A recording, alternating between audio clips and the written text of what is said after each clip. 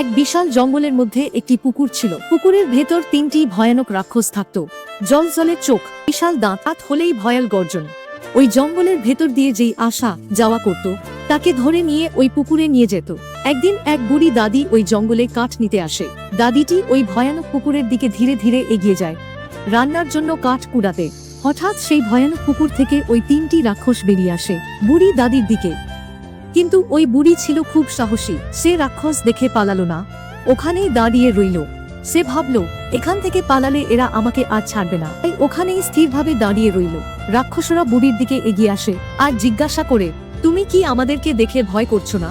বুড়ি দাদি বলে, কিসের ভয়?